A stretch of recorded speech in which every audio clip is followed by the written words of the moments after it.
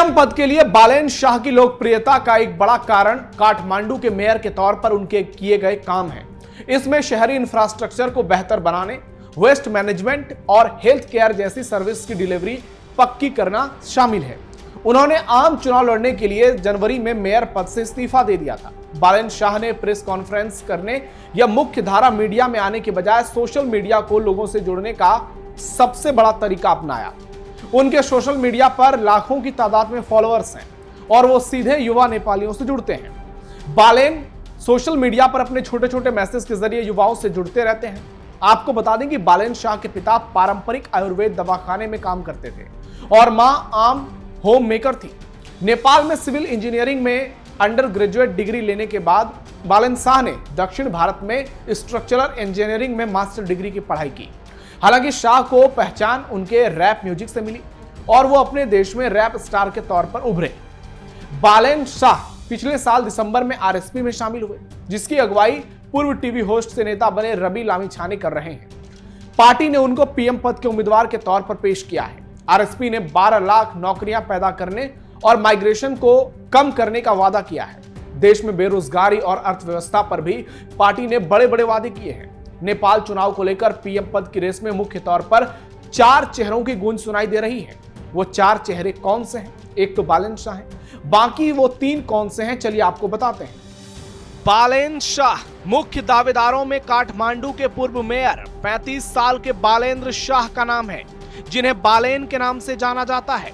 वे राष्ट्रीय स्वतंत्र party RSP के प्रतिनिधि हैं, जिसे पूर्व टेलीविजन प्रस्तोता रवि लामिछाने ने 2022 में शुरू किया था। 35 साल के इंजीनियर बालेन रैपर से राजनेता बने हैं और माना जाता है कि इनकी युवाओं के बीच अच्छी खासी पकड़ है। इन्हें भविष्य के पीएम के तौर पर प्रोजेक्ट किया जा रहा है और वे ओली के खिलाफ झापा 5 चुनाव क्षेत्र में ताल ठोक रहे हैं। यानी एक ओर ओली तो दूसरी ओर बालेन शाह, पुष्प कमल दहल प्रचंड। इस बीच communist party of Nepal unified Marxist Leninist का नेतृत्व 73 साल के ओली कर रहे हैं, जो अभी भी एक ताकतवर हस्ती हैं। तो दूसरी ओर पूर्व पीएम पुष्प कमल दहल प्रचंड 71 साल के चुनावी मैदान में हैं। लेफ्ट पार्टियों के एक platform Nepali communist party NCP के कोऑर्डिनेटर हैं। यानी एक बार फिर से पुराने चेहरे भी लड़ाई में हैं और उसमें एक नाम पूर्व पीएम पुष्प कमल दहल प्रचंड का भी है। गगन थापा देश की सबसे पुरानी पार्टी नेपाली कांग्रेस की कमान अब गगन थापा 49 साल के हाथ में है, जिन्होंने पूर्व प्रधानमंत्री शेर बहादुर देउबा की जगह ली है। राष्ट्रीय प्रजातंत्र पार्टी आरपीपी भी मौजूद है, जो राजशाही की समर्थक है और पूर्व राजा ज्ञानेंद्र शाह को अभी भी कुछ जगहों पर समर्थन मिल रहा है। केपी शर्मा ओली देश के पूर्व PM, Nepal communist party UML के नेता, जिनके चलते जेनजी आंदोलन ने पूरे नेपाल को हिला दिया और स्थिति ऐसी आ गई कि केपी शर्मा ओली को हेलीकॉप्टर से अपने आवास से भागना पड़ा और जेनजी आंदोलन में सबसे बड़ी भूमिका जिसकी रही, उसमें एक बड़ा नाम रहा केपी शर्मा ओली का, लेकिन नकारात्मक तौर पर। अगर वो नेपाल की स्थिति को सुधार लेते तो शायद नेपाल में ये दौर नहीं आता। लेकिन एक बार फिर से केपी शर्मा ओली चुनावी मैदान में हैं। यानी बालेन शाह, पुष्प कमल दहल प्रचंड, गगन थापा और केपी शर्मा ओली मुख्य तौर पर ये 4 दिग्गज चुनावी मैदान में हैं। इसलिए देखना होगा कि इन 4 में से कौन पीएम पद के लिए बाजी मारता है।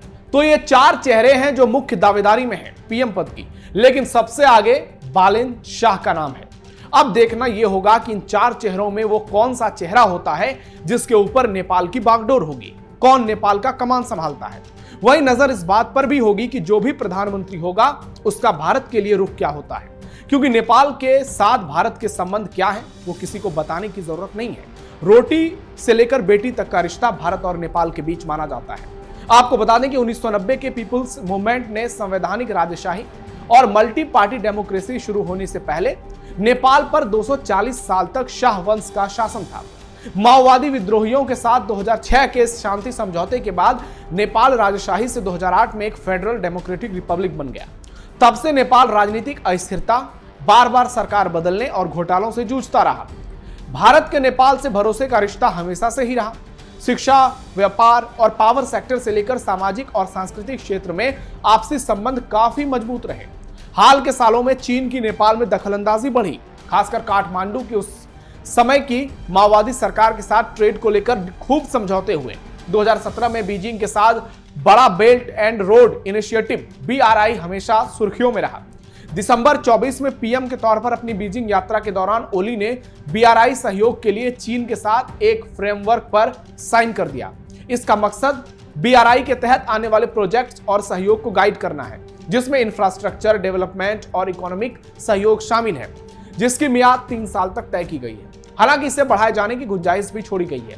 वैसे इसे लागू करने में काफी देरी हुई है और अभी तक कोई बड़ा प्रोजेक्ट फाइनल नहीं हुआ है, जिससे इस पहल के असर को लेकर चिंता बढ़ गई है। इसके अलावा श्रीलंका के साथ भी कुछ वित्तीय कारणों से डीलें सहज नहीं हो पाई। ये सब कुछ नई सरकार के लिए किसी कसौटी से कम नहीं है।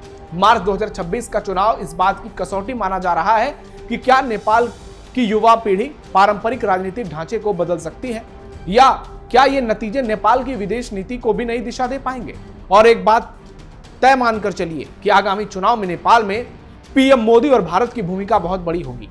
पीएम मोदी भारत में बैठकर नेपाल में बड़ा खेल कर सकते हैं, क्योंकि नेपाल बहुत हद तक भारत पर निर्भर है। और ये तय मानकर चलिए, अगर बालेन शाह नेपाल के अगले पीएम होते हैं तो उसमें भारत का भी बहुत बड़ा रुख होता है। पीएम मोदी की भी एक बड़ी रणनीति होगी और बालेन शाह अगर आएंगे तो भारत नेपाल का संबंध और बेहतर हो सकता है। इस खबर पर आपकी राय क्या है, कमेंट बॉक्स में बताइए। हमारे इस वीडियो को लाइक कीजिए, शेयर कीजिए और चैनल को सब्सक्राइब जरूर कीजिए। फिलहाल के लिए टर्निंग पॉइंट में इतना ही। धन्यवाद।